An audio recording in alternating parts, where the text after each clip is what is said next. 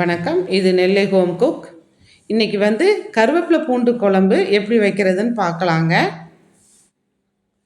அதுக்கு தேவையான பொருள் பூண்டு, தக்காளி, முருங்கைக்காய், ஒரு நெல்லிக்காய் சைஸில் புளிங்க. பூண்டு ஒரு 100 பூண்டு இருக்கட்டுங்க. மல்லி, வத்தப்பொடி, மஞ்சப்பொடிங்க. இது வறுத்து அரைக்கிறதுக்கு தேவையான பொருள். மிளகு, கடலைப்பருப்பு, ஜீரகம், கருவேப்பிலை, சின்ன வெங்காயம், தேங்காய்ங்க. 1 கப் தேங்காய். நல்லெண்ணெய் தான் கண்டிப்பாக சேர்க்கணும் இந்த குழம்புக்கு, அதனால் நல்லெண்ணெய் எடுத்துக்கோங்க. புளியை நம்ம நல்லா ஊற வச்சுக்கலாம். இப்போ வறுக்கிறதுக்கு தேவையான பாத்திரத்தை வச்சுக்கிடுவோங்க.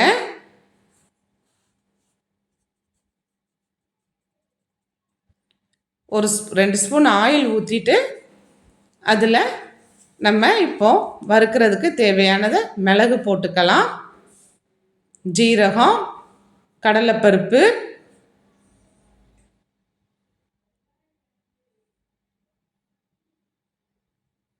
நல்ல பொரியட்டுங்க.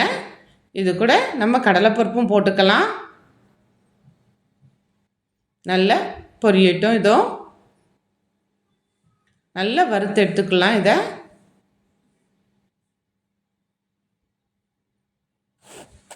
இந்த குழம்புக்கு நல்லா வறுத்து போட்டால் நல்ல மணமாக இருக்குங்க.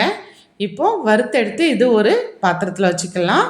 இப்போது மறுபடியும் 1 ஸ்பூன் ஆயில் ஊற்றிட்டு கருவேப்பிலையை சிம்மில் வச்சுட்டு நம்ம வறுக்கலாங்க. பச்சை மாறாமல் இதை வறுத்து எடுத்துக்கணுங்க. நம்ம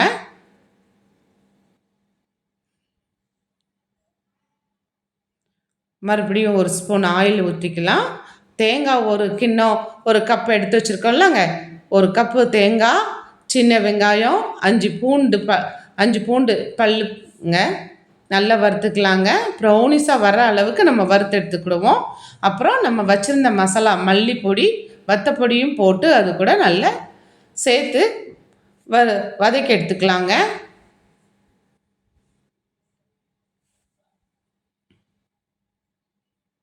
நல்லா வதக்கிக்கலாங்க. அந்த பச்சை வாடை போகிற அளவுக்கு நம்ம நல்லா வதக்கி எடுத்து வச்சுருக்கோம். இதை மிக்ஸி ஜாரில் போட்டு அரைச்சி எடுத்துக்கலாங்க. விழுதாக வச்சுருக்கோம். இப்போ ஒரு பாத்திரத்தில் நல்ல ஒரு 3-4 ஸ்பூன் ஆயில் ஊற்றிக்கோங்க. அதில் பூண்டு போட்டு நல்லா வதக்கிக்கோங்க.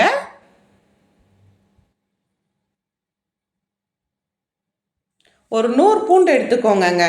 இந்த பூண்டு சேர்க்கறதுனால நமக்கு ரொம்ப நல்லது. இது கூட நல்லா முருங்கைக்காவும் போட்டு நல்லா வதக்கிக்கலாம். தக்காளி சேர்த்துக்கலாம்.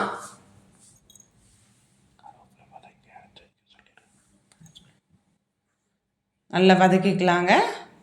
இப்போ ஒரு 1/4 லிட்டர் தண்ணியை ஊற்றி நல்லா அந்த பூண்டு எல்லாம் வேகிற அளவுக்கு நல்ல தண்ணி ஊற்றிக்கலாம். இப்போ உப்பு சேர்த்துக்கலாங்க. அதுக்கு இந்த பூண்டு குழம்பு வாரத்துக்கு ஒரு முறை வச்சு பாருங்கள். நம்ம உடம்புக்கு நல்ல ஒரு இது தெரியுங்க.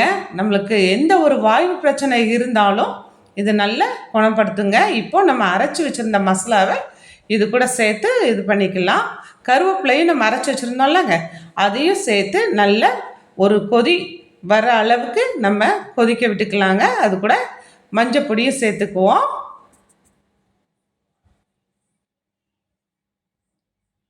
ஒரு நெல்லிக்காய் சைஸில் புளி ஊற வச்சுருந்தோம்லங்க, அதையும் கரைச்சி ஊற்றிக்குவோம். ஊற்றி ஒரு கொதி அதுக்கும் வரட்டும். நம்ம லாஸ்டில் 1 ஸ்பூன் நாட்டு சக்கரை சேர்த்துக்கலாங்க.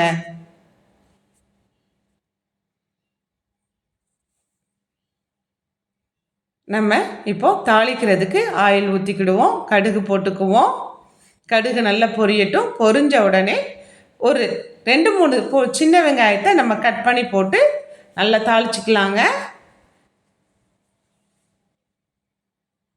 கருவேப்பிலை போட்டுக்கலாம். வாரத்துக்கு ஒரு முறை இந்த பூண்டு குழம்பு செஞ்சு சாப்பிட்டு பாருங்கள். நம்ம உடம்புல உள்ள நோயெல்லாம் ஓடியே போயிருங்க. கண்டிப்பாக இது செஞ்சு பாருங்கள். நன்றி, வணக்கம்.